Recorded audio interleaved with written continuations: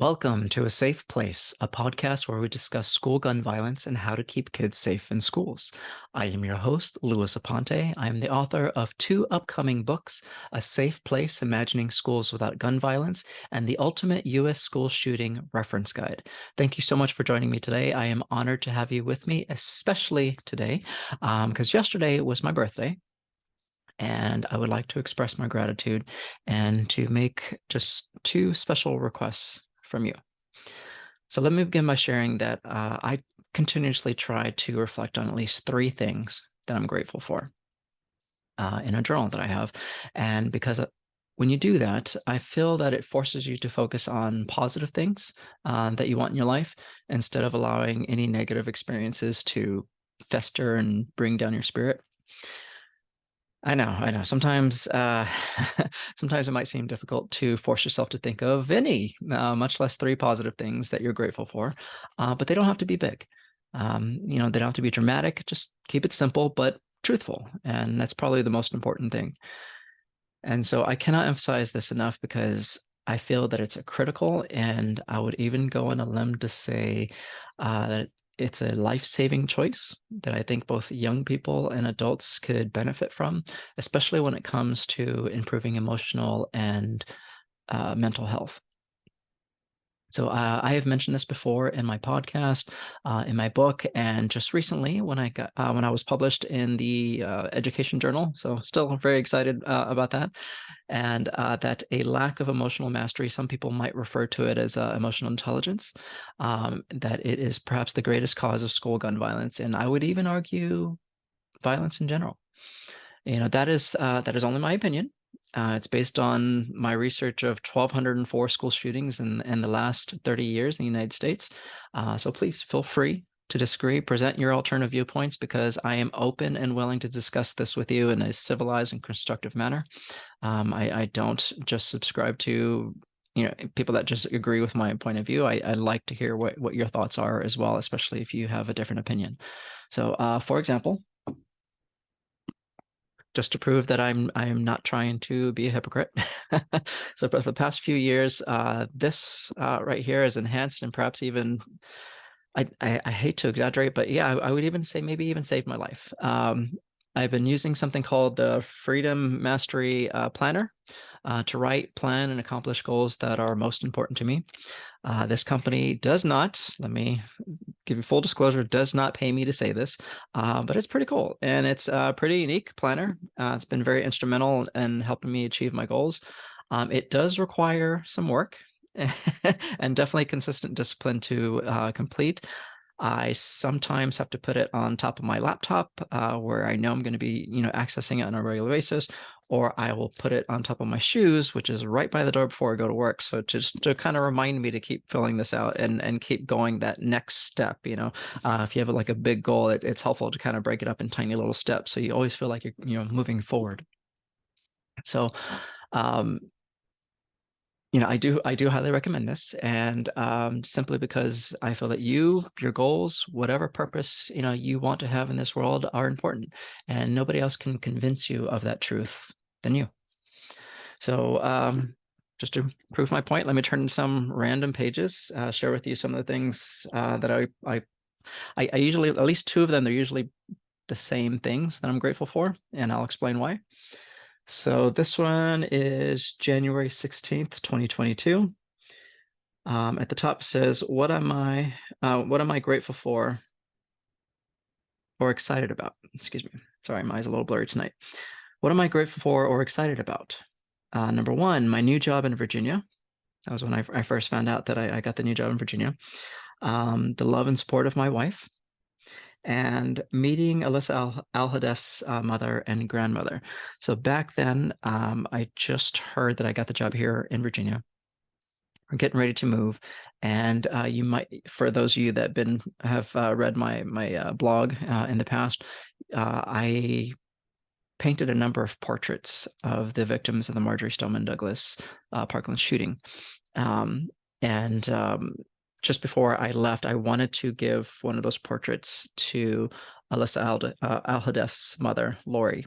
And thankfully, she was trusting enough and kind enough to allow me to meet with her so I can give her this in person. It meant a lot to me.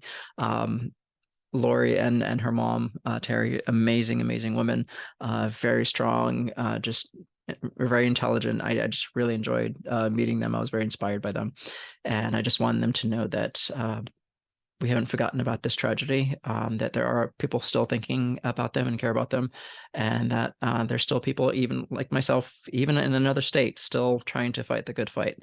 And so that was one of my goals, and that's what I was really grateful for. Let me choose another day. Let's try my microphone here. Here we go. June 25th, 2022. What am I grateful for or excited about?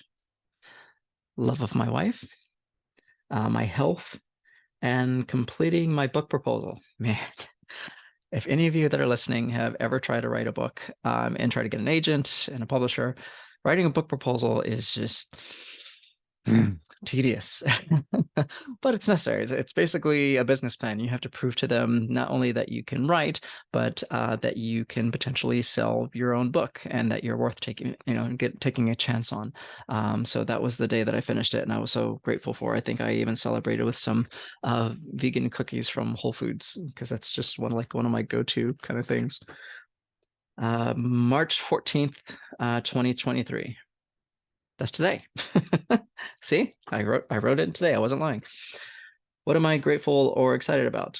The love of my wife, my health, and submitting my. A few years ago, I produced my first dramatic short film. It was called My Infidel, and as a birthday gift to myself, I sent it to two film festivals here in Virginia because I wanted to get to meet the local film community here. That's always a great thing, especially if you want to continue to make films, meet other people that are more skilled in different areas of filmmaking than I am. So that way you could have the best quality work. So yeah, I was pretty excited about that. But in this day, I actually added a fourth item, 3D printing my dragon chess pieces design. So I know it's kind of a nerdy thing to say, but in 2006, I invented a number of different board games, and one of them was a new version of chess. And I created some new characters inspired by Chinese chess. And so I designed these dragon pieces. And they move different than any other character, and so I didn't have the skills or the resources to kind of make these pieces. I just drew them on a piece of paper. But now that I work in a library and I help fulfill 3D printing, this is something I designed on tinkercad.com. It's very rudimentary. It's not professional looking, but it'll do the job, as a prototype. So yeah, I was pretty grateful and happy about that. So I confess, there are many, like I said before, there are many days that I do forget to fill out my planner and reflect on at least 3 things that I'm grateful for. However, today I'm going to share with you a few other personal things that I'm grateful for. So if you notice, there was a common theme. I always said the love of my wife and my health. And number one, the reason why I always say the love of my wife is that that relationship is always the strongest emotion that I can tap into any day. Especially on a difficult day. Every morning that I wake up and every evening when I come home from work, I know that I'm one of the luckiest men, in the world because I get to come home to somebody who's so loving, supportive, thoughtful, generous, intelligent, and dependable. My wife, Eileen, she's my rock. And sweetheart, if you are listening to us, and I think she is, thank you for loving me. You're my world. And she said I'm her world too. And P.S. Thank you for the awesome vegan cookies and chocolate cupcakes and the non-dairy Ben & Jerry's Cherry Garcia ice cream. So good. Just finished the last cupcake tonight. So good. It's worth the extra hours I'm gonna have to put in the gym tomorrow morning so I can burn it off before I go to work. So thank you. Number 2, my health. Now that I'm talking about all these cupcakes and cookies and ice cream, right? Definitely my health. So about 3 years ago, like many of you, I was really concerned about my health because during the pandemic, I just graduated with my master's degree and I lost 2 part-time jobs, and we weren't allowed to go anywhere, not even to the local nature park, because my wife and I, we used to consistently just go walking for like an hour and a half at the local nature park. And in Florida, there was a lot of like wild rabbits and lots of squirrels and a number of different awesome animals that we just love to see every day.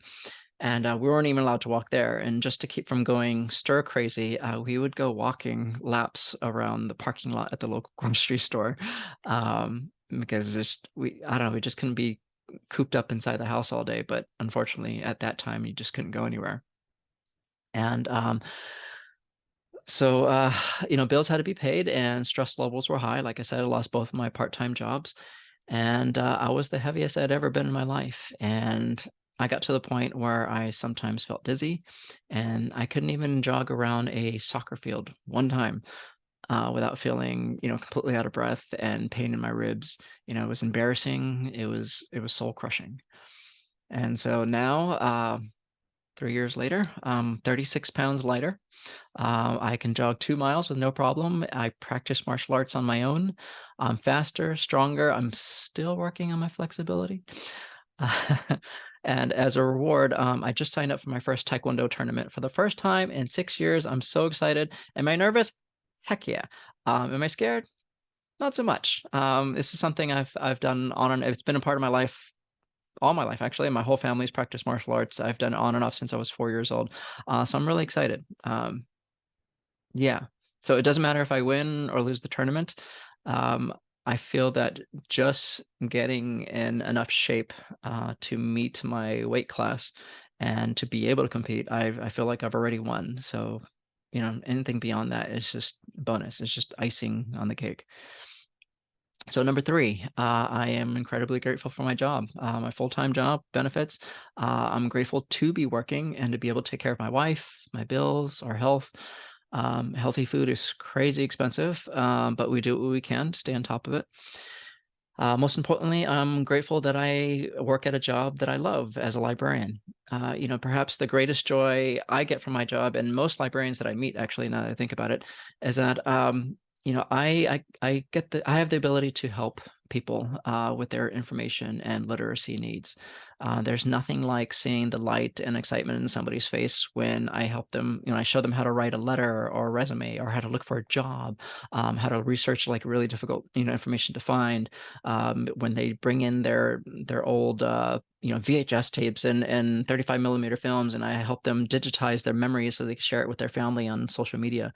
That's it's pretty cool. I mean, the fact that they can bring something that they designed on Tinkercad or Thingiverse or whatever online platform, and they can 3D print something that they created, and just to see that excitement in their faces, that's a pretty awesome gig. I I sometimes say, joke about being a librarian is my superpower, and I love it. So number four, last one. Thank you for bearing with me. It would be my creative outlets. I'm still in the process of getting my books published because I feel that they will help save lives. Yesterday morning on my birthday, as I mentioned before, I entered the 2 film festivals in Virginia, and I was finally able to 3D print the the old chess pieces that I mentioned before. I know, I'm a dork, but I'm a creative dork, and I'm proud of it. So my requests. Okay, so as I mentioned, yesterday was my birthday. Why am I bringing this all up? And what does it have to do with preventing school shootings? Awesome question. I'm glad you asked. I bring this up to demonstrate that I'm grateful for all the simple gifts in my life, and I don't want anything for myself. So, what I would like and what I'm asking from you are two things. Number one, in my previous podcast, I had the privilege to interview two amazing people who have helped so many lives with their nonprofit organizations. The first one is Lori Alhadeff, the founder of MakeOurSchoolsSafe.org, and Kirk Smalley. He's the president of StandForTheSilent.org. I would consider it a great personal gift if you would consider donating to either or both of these organizations, no matter how small. I get nothing in return other than the satisfaction of knowing that I got to help them further their mission to help save lives of kids who need our help. Again, that's makeourschools.safe.org, no spaces, and standforthesilent.org. Please consider making a donation to either or both of these wonderful organizations. And thank you so much. You're wonderful.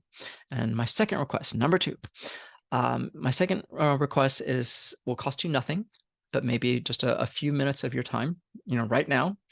I humbly ask you to sign and share a new petition that I created on change.org/1 cent tax. There's no spaces in between the words. Change.org /1 cent tax.